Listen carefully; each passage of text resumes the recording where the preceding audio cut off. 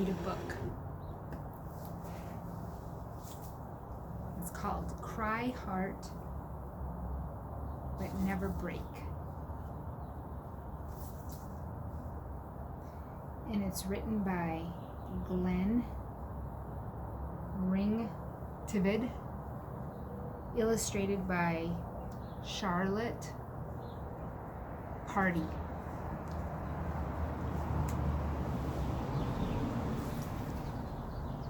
Cry heart, but never break.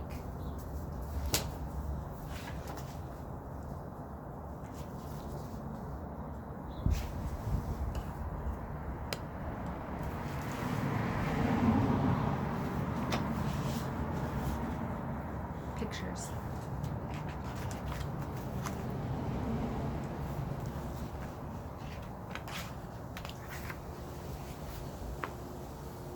In the far north, in a small, smug house, 4 children lived with their beloved grandmother, a kindly woman.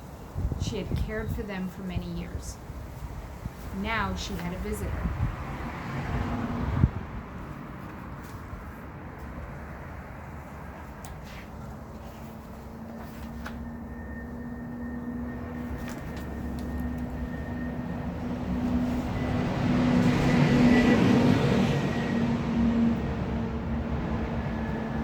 Wishing to frighten the children, the visitor had left his scythe outside the door.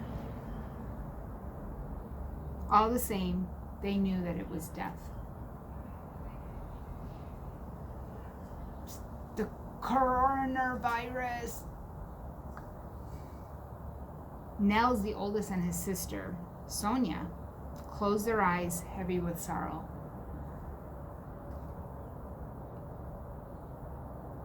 Casper, who was younger, tried to ignore the visitor. But Leah, the youngest, who was always getting into trouble, stared straight at death.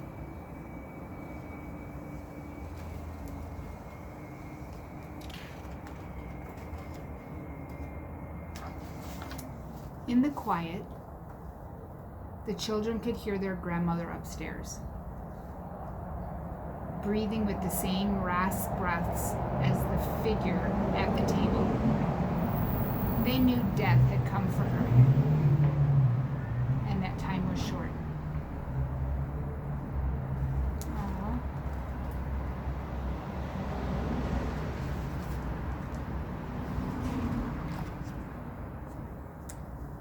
Since everyone knows death's only friend is night, the children quickly made a plan. They would keep death away from their grandmother by giving him coffee all through the night. Good plan. I want coffee all through the night. At dawn, he would have no choice but to leave without her. Good plan. So every time Death emptied his cup, Nels would ask, "More coffee, sir?" And Death would nod. Death loved coffee, strong and black like the night, and he was happy to sit and rest for a while.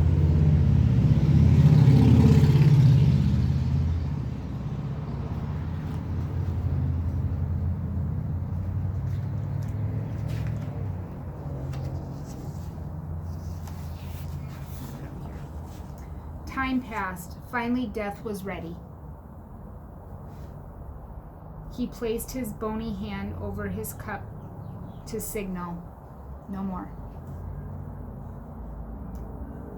Then Leah, who had been watching Death all night, reached out and took his hand. "Oh, Death," she said, "our grandmother is so dear to us. Why does she have to die? Some people say Death's heart is as dead and black as a piece of coal. But that is not true. Beneath his icky cloak, Death's heart is as red as the most beautiful sunset and beats with a great love of life."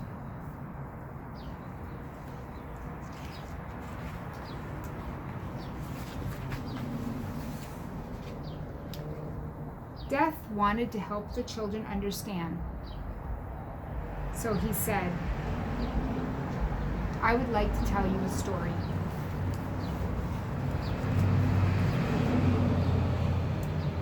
And in a strong, sweet voice, he began to speak.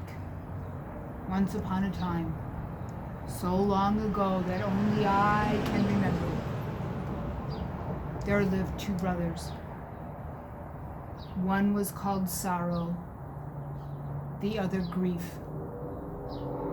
Woeful and sad, they moved up and down their gloomy valley. They went slowly and heavily, and because they never looked up, they never saw through the shadows to the tops of the hills.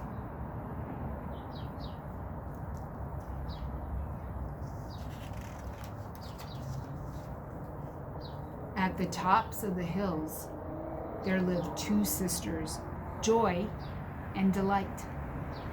They were bright and sunny, and their days were full of happiness. The only shadow was their sense of something was missing. They didn't know what, but they felt they couldn't fully enjoy their happiness. Death saw Leah nodding and said, I think you can guess what happened next.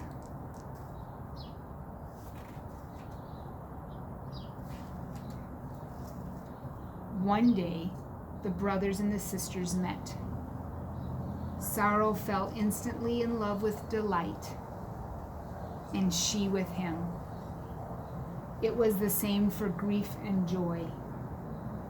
Each couldn't live without the other.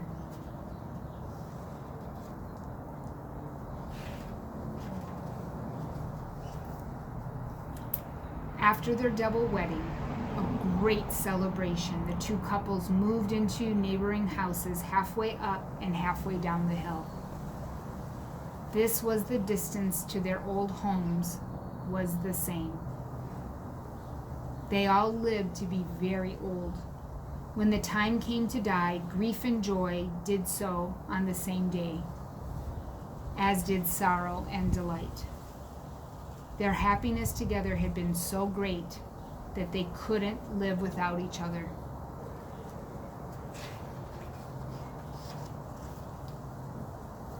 That's a good story, said Nels. It is the same with life and death, Death said. What would life be worth if there were no death? Who would enjoy the sun if it never rained? Who would earn for the day if there were no night? The children weren't sure if they had understood death fully, but somehow they knew that he was right.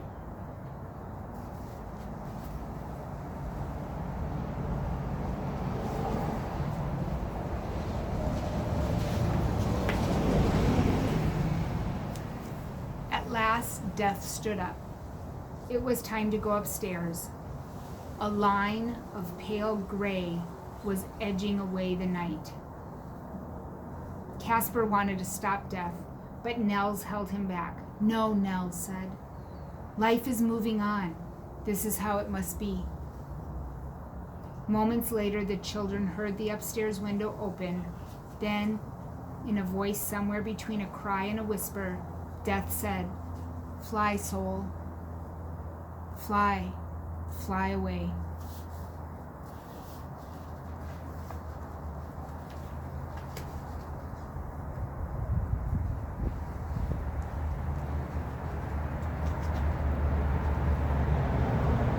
The children hurried upstairs. They tiptoed into their grandmother's room.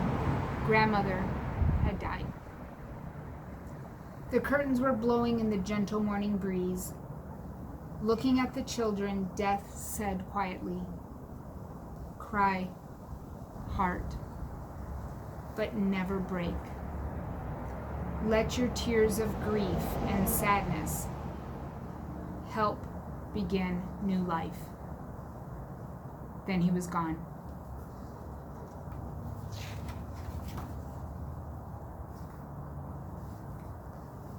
Ever after, whenever the children opened a window, they would think of their grandmother. And when the breeze caressed their faces, they could feel her touch.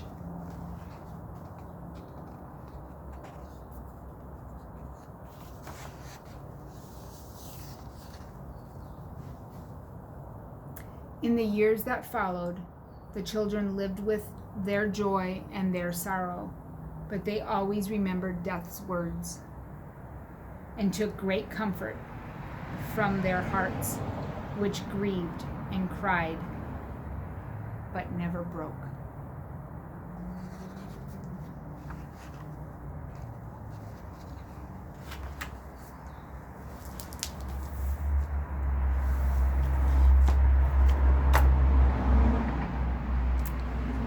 And that is Story Time with Kim Sunny Burnham.